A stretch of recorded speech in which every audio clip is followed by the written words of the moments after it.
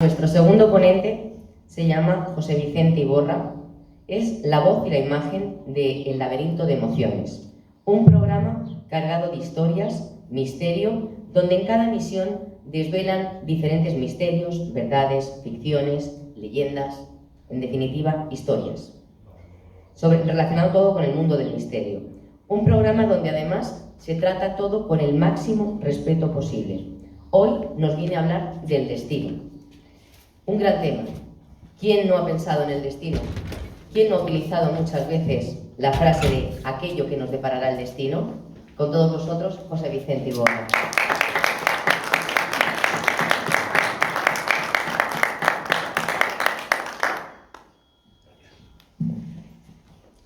La primera vez que vi a mis compañeros y me presentaron, recuerdo que mi amigo Juan me dijo: con todos ustedes, José Vicente Iborra, de Laberinto de Pasiones. Claro, esto yo me sonaba a Pasión de Gavilanes.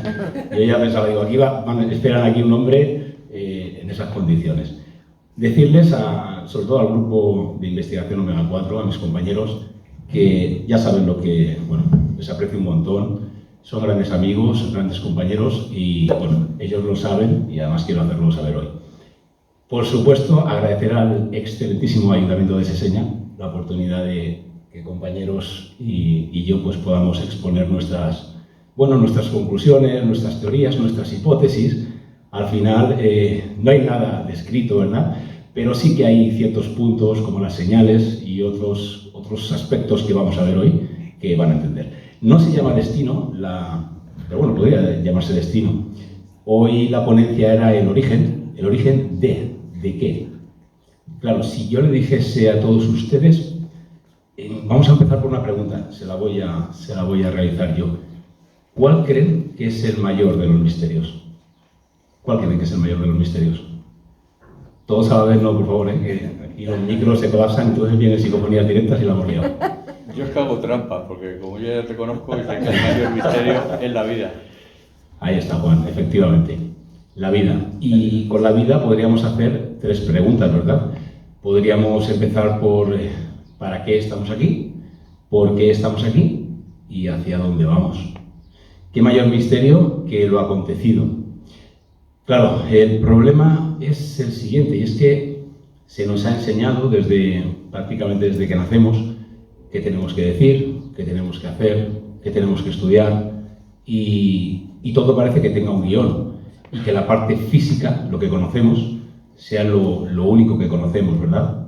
A esto los chamanes, los mayas, los antiguos, los que sí que sabían, les llamaban tonal, que es la parte física, la parte material, lo que se ve de ustedes físicamente. También le llamaban a la otra parte, a la sublime, a la espiritual, a lo que son ustedes. Son seres de luz, son seres que han venido para la grandeza, no para la miseria, como quieren apuntar algunos. A eso le llamaban el nahual. Y esa parte es realmente quién son cada uno de ustedes. Claro, aquí hay muchos conceptos a esas tres preguntas relacionadas con la vida que yo les he comentado. Si no les importa, voy a coger los apuntes porque no quiero divagar y no quiero irme por los cerros de Úbeda para ir directamente al grano. Claro, yo les he realizado preguntas profundas, preguntas que llevan a la reflexión. Para esto tendríamos que entender, o mejor dicho, ¿qué se entiende como ciencia? Claro, hay una rama filosófica que para nada es ciencia, que es cientificismo o cientifismo, que dice que todo lo que no se puede medir y pesar no es ciencia. Pero claro, esto para nada es ciencia. Yo soy un hombre de ciencia, mi trabajo se basa también en la ciencia, yo trabajo en el mundo de la salud, y esto no es ciencia, amigos, amigas. Para nada en absoluto. De hecho, la ciencia está abierta a todo y si mirásemos 30, 40, 50 años atrás, veríamos los grandes cambios y los avances que hoy en día serían inimaginables. Pero claro, ¿qué dice la ciencia? Se denomina ciencia a todo el conocimiento, saber constituido mediante la observación y el estudio sistemático y razonado de la naturaleza, la sociedad y el pensamiento. El objeto de la ciencia es descubrir las leyes que rigen los fenómenos de la realidad, comprobarlos y explicarlos. Claro, esto habla de realidad. Para que entendamos qué es la realidad, imagínense un muñeco que simule a cualquiera de ustedes. Este, vamos a decirlo de alguna forma para que lo entiendan, estaría entrelazado con 3 colores. Uno de ellos sería el rojo, otro el verde y otro el azul. El rojo pertenecería a la mente, el verde pertenecería al cuerpo y el azul al espíritu, al alma, a la consciencia. Si el cuerpo falla, la mente no funciona bien. Si usted padece alguna enfermedad o está pasando algún problema de cualquier tipo a nivel corporal, corpóreo, su mente no va a estar bien, sobre todo al inicio. Si está pasando por malas situaciones laborales, personales, económicas, el cuerpo no funciona bien. Ustedes pueden tener desde problemas con el tubo digestivo, eczemas, caída del cabello y así un sinfín de trastornos, incluso enfermedades autoinmunes. Pero es que si no existe espíritu, alma, consciencia, no existe nada. Ustedes serían un cuerpo y una mente completamente inerte. ¿Cómo podemos demostrar todo esto? Claro, esto no lo digo yo, esto lo dice la verdadera ciencia. Pues vamos a basar un caso que no ocurrió hace tanto tiempo. John Lorber era un catedrático de la Universidad de Sheffield. Una mañana recibió a uno de sus mejores alumnos, matrícula de honor en matemáticas, y este alumno, con un coeficiente intelectual muy alto, tenía grandes dolores de cabeza. Así que recurrió a este gran profesor para que le diese su punto de vista. Lógicamente le mandaron unas pruebas, una serie de resonancias, básicamente para el cerebro, y quedaron en este caso atónitos ante lo que estaban aconteciendo. Este señor padecía hidrocefalía, que básicamente es que no había cerebro, todo era agua. De hecho, el cerebro prácticamente era 1 milímetro, es decir, la punta de un alfiler. Claro, la pregunta es, ¿puede vivir un ser humano sin cerebro? ¿Quién hace todas esas realidades y todas esas tareas? ¿El hemisferio derecho? ¿El de las emociones, el de las intuiciones? ¿El hemisferio izquierdo? ¿El de la lógica? ¿El que analiza todo? ¿El que hace que todo sea perfecto desde una supuesta base lógica? Claro, esto ha llevado a muchísimas hipótesis, ni siquiera teorías. La ciencia dice que lógicamente no lo puede explicar. Hay ciertas vertientes que indican que otros conceptos han cogido esas riendas, ¿verdad?, para que se haga posible el hecho de que esta persona hiciese una vida completamente normal. Pero, ¿cómo es posible que una persona viva sin cerebro? Y esto es solo una de tantas. Los chamanes, ya se lo he comentado, el tonal y el nahual, ellos decían básicamente, y la quecha. Ustedes son otra cosa. Todos somos lo mismo. Que es básicamente ese ser de luz que ustedes, muchos, no pueden ver, que está en su interior y que además, precisamente en ese silencio, es donde pueden encontrar quién son realmente ustedes. Pero claro, dirán, básicamente solamente estar en silencio. Bueno, esto lleva un trabajo, como todo. Hay que hacer una serie de meditaciones, encontrarse uno mismo, y para encontrarse realmente todas las respuestas están precisamente en ese silencio, cuando no hay ruido. Vivimos en una vida completamente con ruido. Desde que nos levantamos directamente ya estamos con las noticias, de buena mañana ya es todo ruido, lo que tienes que hacer, el trabajo que tienes que realizar, lo que tienes que comer. Todo es ruido constante. ¿Y dónde está el silencio? ¿Es posible que hubiese música sin silencio? No. Sería única y exclusivamente ruido. Las notas tienen esa separación, que son las que componen esa melodía tan maravillosa. Con lo cual, ahí en el silencio es donde encontrarán ustedes todas las respuestas. Claro, hoy hablamos de temas muy profundos. Hoy hablamos del ser. ¿Quién son realmente ustedes? Yo les voy a contar una historia.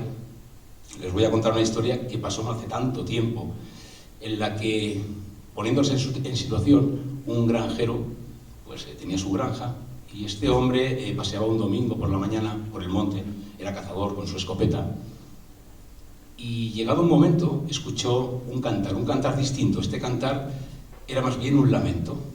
Entonces se acercó y efectivamente vio un nido justo en lo alto de la montaña y vio claramente cómo habían caído dos polluelos. Uno de ellos había fallecido en el acto por el impacto y el otro polluelo pues estaba gravemente herido. El granjero fue, cogió al polluelo y cuando lo tuvo justamente delante vio el animal que era, un animal de poder, era un águila real. Era ese águila que había atacado a parte de su ganado, el que se había llevado incluso gallinas, el que le había, hecho bastantes fechorías, que no es más que una forma de vida, ¿no?, para alimentarse. Aún así, por la pena, cogió el animal, al polluelo, y se lo llevó a su granja. Este granjero estuvo cuidando, como pudo, con todos los cuidados, y alimentándolo, y el resto simplemente se lo dejó que lo realizase la naturaleza, ¿no?, la propia naturaleza. Y efectivamente, a los pocos meses, ese águila era un águila completamente robusta, era supuestamente el animal que tenía que ser. Pero claro, el granjero veía que el animal no era lo que supuestamente debía de ser, puesto que no volaba, estaba siempre en la granja y no alzaba el vuelo para ir con sus seres, ¿no?, con sus compañeros. Entonces el granjero intentó varias veces, en varias ocasiones, desde el tejado, tirarlo para intentar que alzase las alas y pudiese volar. Y el animal se golpeaba claramente contra el suelo, no había manera. Así que, lógicamente, desistió ya y lo dejó, hasta que una mañana vio, fue cuando dijo este hombre, aquí se acaba todo, como la valla donde estaban las gallinas estaba abierta y el animal, este águila, entró dentro del recinto. Claro, el hombre pensó lo peor. Todas las gallinas ya, aquí me quedo sin gallinas. Pero, de hecho, las gallinas corrieron rápidamente hacia una pequeña caseta que tenían para refugiarse, ¿no? En este caso se refugiaban de la lluvia y en este caso se intentaban refugiar del acecho de este águila, o el supuesto acecho de este águila. Pero el águila, con la suya, se sentó en medio de la parcela, tan ancha y tan pancha, sin hacer absolutamente nada. Entonces fue cuando el granjero vio claramente que el águila que había cuidado y había recuperado, básicamente era una gallina más. Hasta que un día, una mañana, un naturalista que paseaba por esos campos, pues no daba crédito ante lo que vio. Vio un águila real comportándose como una gallina. Lógicamente fue directo a este granjero y el granjero le explicó todo lo que había ocurrido. El naturalista no daba crédito de todo lo acontecido e insistió en que el águila debería de ser, una vez más, debería de ser en este caso por primera vez, el animal que es. Así que propuso directamente ir hacia donde lo encontraron, cuando era un polluelo, para que intentase volar y recuperar su verdadero ser. Y así fue. Se dirigieron hacia el monte donde encontraron el nido para intentar que el águila pues volase y se reuniese con sus compañeros. Pero una vez más, este animal no alzaba las alas. De hecho, estuvo a punto de precipitarse en varias ocasiones por el precipicio porque no quería volar. Y por un momento, el naturalista cogió la cabeza del águila, la enfrentó justo al sol. Hablamos de que un águila tiene un poder visual 100 veces mayor que una gallina, y en ese preciso instante, el águila, que supuestamente se había convertido en una gallina, abrió las alas para ser quien es realmente, un águila real. Esto, que parece que sea insignificante, puede tener una simbiosis con todos nosotros, hablo por mí también. Siempre nos han etiquetado, usted es tal, usted es así, usted es tonto, usted es listo. Somos seres de luz, somos seres que hemos venido a este mundo para la grandeza. El problema es que no lo sabemos y vivimos en una distorsión continua, completa, constante, porque así se nos ha educado, así se nos ha preparado. El verdadero ser, como les he dicho, puede encontrarse en el silencio, puede encontrarse en los pensamientos, pero claro, volvemos a lo mismo, con tanto ruido es imposible localizar quién somos. ¿Me van a permitir que beba un poquito de agua, por favor?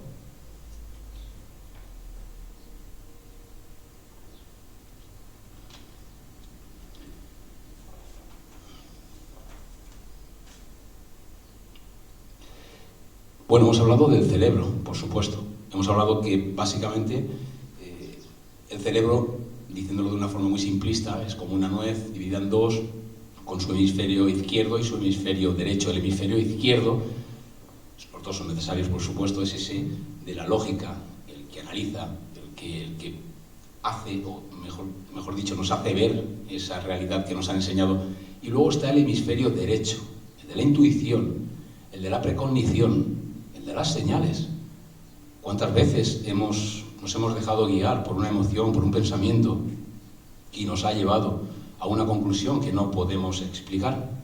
De hecho, yo les preguntaría a ustedes, para hacerles trabajar un poco, ¿han sentido señales alguna vez a lo largo de sus vidas? Yo creo que sí, Antonio. Estamos completamente llenos de señales a diario. Es continuo. El problema, lógicamente, es que no las podemos ver. No las podemos ver por tanto ruido y por ese enfoque distinto en el que nos han introducido, ¿verdad? ¿Cómo es posible, como les he dicho para repasar, que una persona pueda vivir sin cerebro? ¿Cómo es posible que un águila real, un animal de poder, pues se comporte como una gallina, siendo un gran águila real? ¿Cómo es posible todo esto? El cerebro es parte de la mente, es algo que lógicamente es importante para la vida, por supuesto, pero aquí demuestra una vez más que si no está en conjunto con el cuerpo y con la otra parte espiritual, la otra parte que no vemos, la del alma, la de la consciencia, seremos seres completamente incompletos. Y el problema de esto, y esto ahora voy a deliberar por mi mundo consciente o inconsciente, ¿saben qué ocurre? Que nos morimos con la música dentro. Ese es el problema. En muchas ocasiones a mí, cuando he tenido que hacer algo, siempre, incluso, bueno, uno ha notado siempre las risas, ¿verdad? Las burlas, habla de fantasmas. La vida está llena de fantasmas, y se pueden ver. Es una lástima, es una verdadera lástima que el ser humano muera con esa música dentro, y en una vida tan corta, esta vida, que lógicamente no es la única, y que no se puede aprovechar, ¿no? Yo he tenido la oportunidad de hablar con personas que les tengo muchísimo aprecio, tengo la oportunidad de hablar con ellas bastante a menudo.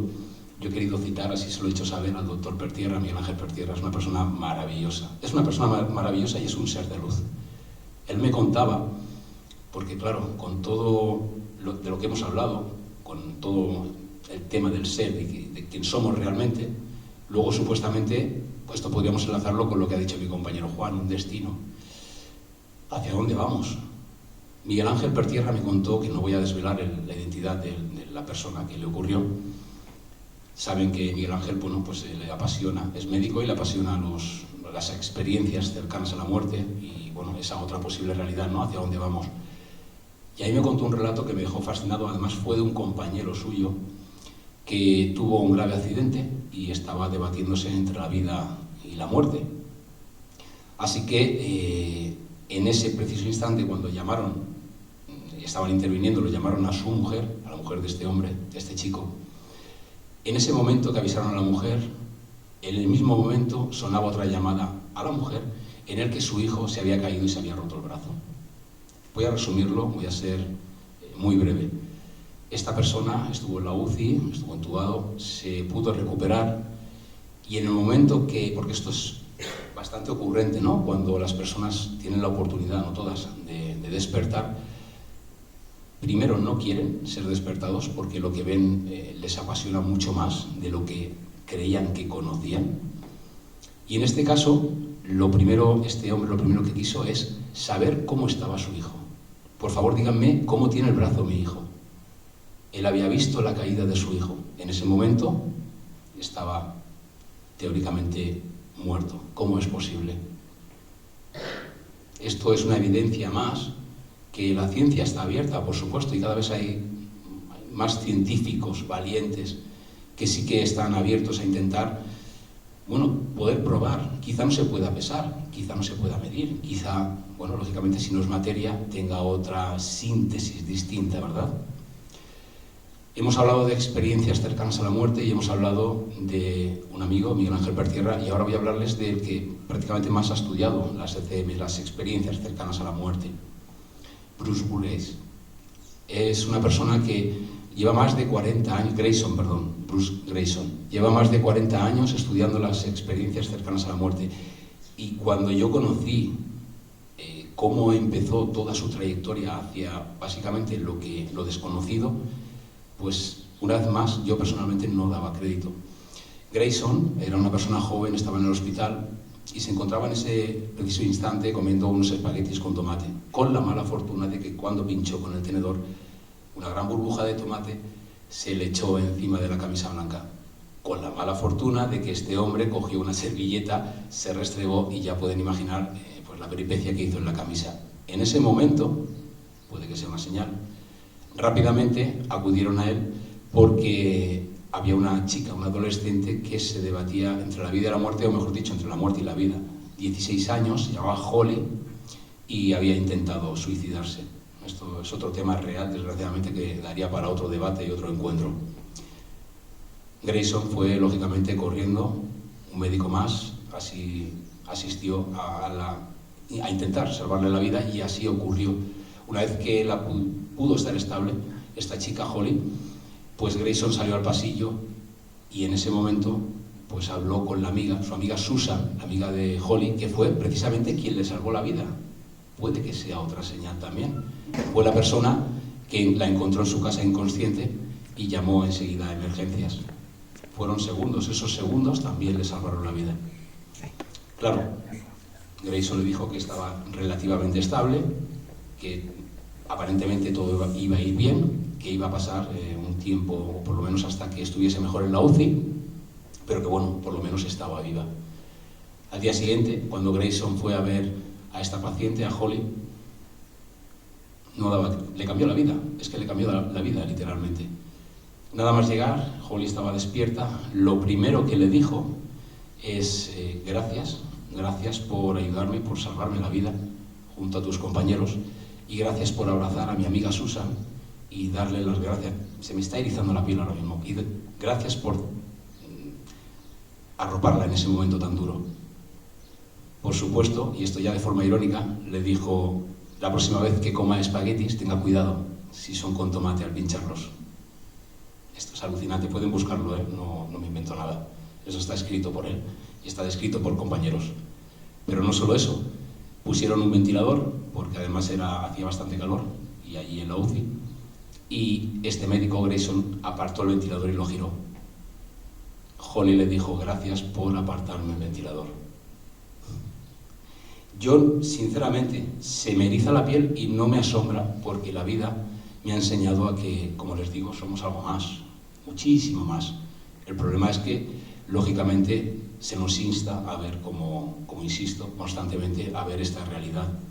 Lo que está claro es que cómo esta chica Holly pudo ver todo lo que ocurrió, desde el acontecimiento de los espaguetis con tomate, hasta el abrazo con Susan, su amiga, hasta el cambio del ventilador. ¿Cómo es posible? Ustedes explíquenme. Yo lo que tengo claro, y así apuntan, hoy no es el tema, las experiencias cercanas a la muerte, aunque sí que quería tocarlo. Se ha comentado por activa y por pasiva cómo parece ser que la persona sale de sí mismo, del cuerpo físico, asciende hacia arriba y ve todo lo que está sucediendo, ¿no? Desde otro plano, distinto, además cómodo, porque nunca, ya les digo, cuando despiertan, lo primero que quieren es, de hecho se enfadan. Los médicos dicen que siempre incluso les insultan, les agreden, porque no quieren que se les despierte, porque donde están en paz, están bien, se encuentran de una forma distinta, en armonía, desde el amor, que al final es la virtud, es la gratitud, es el propósito. Esto ya hablaban hace 2500 años los griegos, ¿verdad? Marco Aurelio, Epicteto. Se va perdiendo y gracias a Dios, al universo, a cualquier experiencia que ustedes se acerquen, pues se va recuperando estos antiguos, estos sabios, al igual que los mayas, los chamanes, y hay información a día de hoy y se sigue instando a la gente a que recopile cosas tan antiguas que hoy parece ser importantes, ¿no? Porque al final ya estamos viendo lo que acontece, estamos perdiendo incluso no solo la propia identidad, sino ahí está la inteligencia artificial para hacerse de alguna forma con todo lo que no nos pertenece, porque no nos pertenece nada, pero sí con lo que forma parte de lo que conocemos como vida. Voy a contarles una experiencia personal que no la quería contar, solo se la he contado, en este caso, a Miguel Ángel. De hecho, bueno, saldrá en un programa, pero la voy a contar, aunque ya les digo, son pocos, pero yo me siento muy cómodo y quizá esto sea una señal, porque realmente con todo lo que me ha pasado este día para llegar aquí, estando nervioso, la primera vez que me pongo en público, que no es lo mismo que una cámara, ustedes son energía, pues de alguna forma me siento cómodo para poder contarla. No sé el tiempo que llevamos, Luis, no quiero excederme tampoco. ¿Se puede? Bueno, como les decía antes de seguir, de esta experiencia personal y por lo que todo en mi vida cambió, al igual que Grayson, que además es una experiencia cercana a la muerte, de una forma distinta, no se suelen ver de esta forma como me ocurrió a mí. Así me lo han hecho saber los que estudian este campo. Todos somos energía, yo esto no se lo tengo que decir a ninguno de ustedes. La energía ni se crea ni se destruye, simple y llanamente se transforma. Aquí, ahora mismo, hay una energía brutal. En sus asientos habrán personas que habrán sufrido enfermedad, habrán personas que habrán reído, habrán personas que habrán sentido. En estos muros construidos, en este suelo la gente que habrá pisado, los aplausos que habrán acontecido, los llantos también por la emoción. Todo esto es energía, todo está vivo, todo está conectado, sincronicidad. La experiencia mía, personal, ocurrió, voy a ser breve, ocurrió en 2018, fue una de las experiencias más, no puedo decir malas, porque al final me ha hecho también abrir la luz y ver otro campo de visión distinto que yo tenía claro, pero me ha dado la certeza, ¿no? A veces tenemos que ver con la visión física, con ese tonal, para poder creer. En el año 2018, una mañana, un martes, un 14 de marzo, yo estaba en mi centro deportivo trabajando. Les digo que no me encontraba bien, algo intuía que iba a suceder. Puede ser sugestión, no había ocurrido nada aparentemente. Yo recibí una llamada de mi hermana y me dijo que mi hermano estaba muy grave. Yo claro, muy grave, yo no quise entender la gravedad como tal. Entonces un médico de urgencias con la segunda llamada de mi padre me dijo que mi hermano estaba prácticamente, le quedaba 1 hora de vida. Mi hermano tenía en ese entonces 34 años, chiquillo. De la noche a la mañana no sabía por qué. Imagínense el acontecimiento, en shock, bloqueado. Fui a recoger a mi madre, fíjense, mi madre bajaba, para que vean lo que es la realidad, bajaba del piso, yo no sabía, no tenía que contarle nada, no sabía cómo explicar dónde íbamos. Bueno, íbamos a la residencia, pero no lo que estaba ocurriendo. Y mi madre bajaba con una bolsa de ropa para mi hermano, diciéndome, bueno, así por lo menos se puede cambiar lo que es la vida. Yo llegué al hospital, mi hermano tuvo que ser intubado inmediatamente, no podía respirar, saturaba a 83, si no me equivoco, y seguía bajando, pasó toda la noche en urgencias y no había ningún motivo aparente, simplemente no podía respirar. La función de los pulmones aparentemente era normal, la del corazón, la de los órganos vitales, pero no podía respirar. 52 días en la UCI. Yo, por supuesto, prácticamente lo dejé todo, lo primero era mi hermano.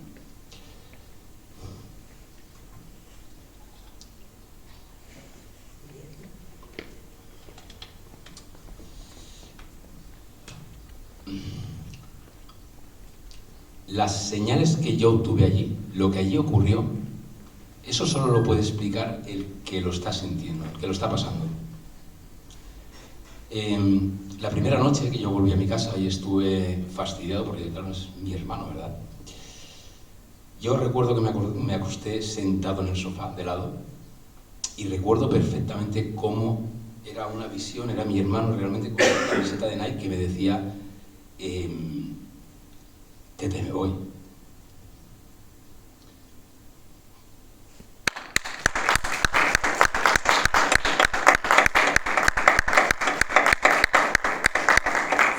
Perdón. Es difícil, Es difícil porque uno recuerda otra vez, ¿verdad? La historia está en que hay algo más. A mí, mi hermano vino a despedirse De alguna forma yo no quise dejar que se fuese, ¿verdad? Pero es que ahí no quedó todo, hubieron muchas señales y durante todo el proceso que duró el estar en la UCI, a mí venía a visitarme una serie de, no sé cómo denominarlo, algo extraño, como una túnica negra con unos ojos rojos, no sé cómo denominarlo. Yo soy diabético tipo 1, mi mujer me despertaba algunas noches con convulsiones pensando que era alguna bajada de glucosa, sudando y llorando. Aparentemente eran pesadillas. Esto me ocurrió durante varias noches y les aseguro que lo que yo estaba viviendo allí era real. Lo que allí había era real, no sé lo que era. Yo pienso que era el mal, lo tengo clarísimo. Esto daría para otro día mucho más extenso y con otras personas. Yo no soy la más adecuada para hablar de esto. Pero tengo clarísimo que lo que allí vino fue algo malo. Voy a resumirles todo esto. Cuando mi hermano se recuperó, ocurrieron muchas señales. Mi hermano lo primero que hizo al despertar es decirme: José, tú no sabes lo que he visto. Mi hermano vio lo mismo que yo. Lo mismo que yo. No voy a nombrarlo, no me gusta nombrar a lo que se denomina el mal. Ya hice una promesa que no lo nombraría. ¿Qué es lo que vino a visitarnos? ¿Por qué tuve esa experiencia cercana a la muerte compartida si yo no me estaba muriendo con mi hermano? Si era a él al que le estaba ocurriendo. Era esa conexión, es eso que ocurre que dicen los chamanes. Son los sueños lúcidos, los viajes astrales. De alguna forma podemos separarnos del cuerpo para darnos una señal, avisarnos de algún acontecimiento. Yo lo tengo claro, los dos lo vimos. A 20 kilómetros de distancia, en una sala de UCI, y yo en mi casa, rezando y esperando que se recuperase. Así fue, al final se recuperó. Tenía un tumor de nacimiento del tamaño de una botella de Coca-Cola, así me lo hizo saber el cirujano, entre el corazón y los pulmones, y había formado una base viscosa que era imposible. Lo operaron a vida o muerte 4 veces en la UCI y no encontraban. Esa masa va buscando alguna forma de fluidos, pues lugar para acomodarse, y hasta que el de torácica no lo vio, la última operación, pues no le pudieron salvar la vida. Ahora está bien, es lo importante, mi hermano es maravilloso y esta es una experiencia más, pero yo lo tengo claro, amigos, amigas. Yo tengo claro que no es lo que conocemos como realidad, no es solo lo que vemos. Hablar del mal, y esto ya es simplificado, sí que existe, yo lo tengo clarísimo, pero todos, yo he dicho al principio de esta charla que todos éramos seres de luz, que todos habíamos venido aquí a este mundo para la grandeza. Pero también tenemos nuestras sombras. Carl Jung ya hablaba de ello, junto con Freud también, lógicamente. Hablaba de la sombra, ¿verdad? De lo que se desiste, persiste. Y a veces hay que intentar comprender esas sombras para poder saber que están ahí y no darles tanta voz, de alguna forma dicho literalmente, tanta energía. Creo que ahí también está el misterio de seguir hacia adelante. Muchas cosas les podría contar. Esta experiencia, ya les digo que es una experiencia personal que a mí me ha marcado, por supuesto, que es una evidencia más que a mí me ha hecho saber que lo que conocemos, o parte de lo que conocemos, es una milésima parte. Dicen que solamente utilizamos entre el 1 y el 10% del cerebro. ¿Acaso alguien sabe qué es el 100%? Hemos demostrado que se puede vivir sin cerebro, ¿verdad? ¿Cuánta importancia le vamos a dar a esa consciencia, al alma, al espíritu, a lo que somos realmente, a lo que habita en nuestro cuerpo? Si es un traje que lo vamos a dejar, pues quizá podríamos ver la muerte de otra parte, ¿verdad? Como por ejemplo en México. ¿Por qué tenemos que ir de luto cuando vamos a un entierro? ¿Por qué tenemos que llorar? Bueno, si tenemos que llorar para ese lamento y ese duelo interno, por supuesto yo soy el primero. Pero hay que hacerlo porque nos lo dicen. Hay que ir de negro porque nos lo dicen. Hay que estar triste porque nos lo dicen. Por ejemplo, ahí en México, yo me fascina todo, cómo preparan. Bueno, ya habrán visto la película de Coco, no tengo que contar nada, ¿verdad? Cómo les llevan el tabaco, el tequila, su comida, forman una fiesta. ¿Eso quiere decir que no haya tristeza? Por supuesto que no. Claro que hay tristeza. Pero ¿sabe lo que ocurre? Que el problema existe. Pero depende de ustedes que digamos, se extienda el sufrimiento. Eso forma parte de ustedes. El problema está, por supuesto, pero el hecho de que se siga sufriendo es algo que lo van a determinar ustedes ante lo que está aconteciendo, ante lo que está sucediendo. Así que creo que la muerte es un acto más, que por supuesto esta experiencia es maravillosa, que yo quiero intentar vivirla lo mayor posible, sobre todo por disfrutar de mis seres queridos, pero que si algún día tengo que dejar este cuerpo, lo que tengo claro es que voy a ir hacia algo mucho más grande. Lo tengo clarísimo, y eso no me lo tiene que explicar nadie. No tengo la certeza completa de cómo va a ser la situación, pero sé perfectamente que esto va a ser así. Así que quizá respeto a la muerte, por supuesto, porque el regalo de este aprendizaje es maravilloso. Somos vibración, somos energía, y depende cómo viviremos, pues de ahí supuestamente dicen los antiguos que así avanzaremos, y de una forma mórfica así seguiremos viviendo eternamente. Bueno, al final volvemos a lo mismo, somos energía, y debemos de intentar ver esa parte que nos hacen pensar que no existe, que nos hacen sentirnos de alguna forma culpables, porque de alguna forma hay personas que se burlan al respecto. Cada uno tiene que ser como crea que debe de ser, sin hacer daño a nadie. Esto es un aprendizaje continuo y creo que es maravilloso para dejar que otros organicen ese viaje. Así que simplemente echar un traguillo de agua y ya despedirme de ustedes, porque ha sido una experiencia muy grata. Mi Luis, cuando ha venido y me ha comentado, bueno, somos poca gente, hay paellas, digo, bueno, las paellas, lógicamente, esto sí que tira, esto sí que es una realidad, ¿verdad? Pero no me importa, amigos, yo al final volvemos a lo mismo, somos energía, las cosas hay que hacerlas porque se quieran hacer. Yo la intención de aquí era estar con las personas que estáis hoy aquí. Así es el segundo título que ha hecho mi amigo Juan, que lo ha llamado Destino. Yo he intentado llamarlo Origen porque al final hay que entender, o por lo menos intentar entender, que de alguna forma todo nace como energía y todo apunta a que no es lo que se nos hace ver que es.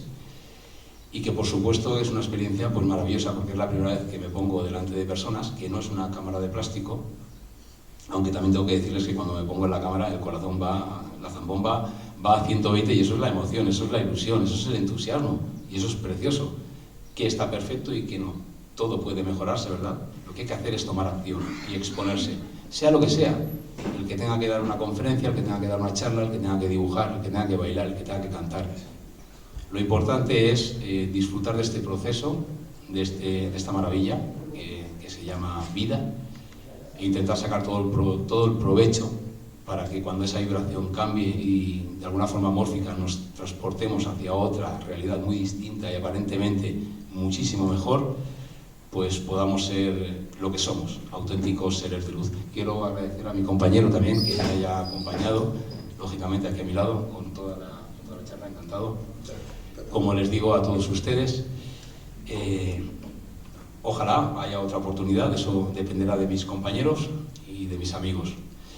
Recuerden, la vida es maravillosa, pero aparenta todo que lo que viene después es mucho mejor.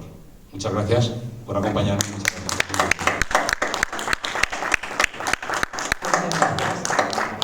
Bueno, en realidad, origen, destino, termina siendo casi todo lo mismo. Efectivamente. Y tenía mucho que ver las experiencias que has estado contando con las señales de las que hablaba Sergio. Sí, la verdad que todo está sincronizado, de alguna forma todo está conectado.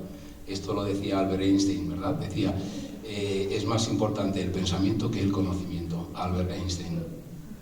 No, pues lo que me quedaba asombrada es, ¿se puede vivir sin cerebro y sin alma? Esto hay, como digo, este caso en el que documentó John Lorber, el matemático, uno de sus mejores alumnos, esto está, pueden buscarlo ustedes, y ahí lo explica muchísimo mejor que lo he explicado yo, por supuesto, pero de alguna forma, bueno, llevo una vida completamente normal, y de ahí salieron muchísimas hipótesis, muchísimas teorías, pero lógicamente esta persona, 1 milímetro de cerebro, apuntamos a la punta de una aguja, o sea, no había cerebro, todo estaba inundado de agua.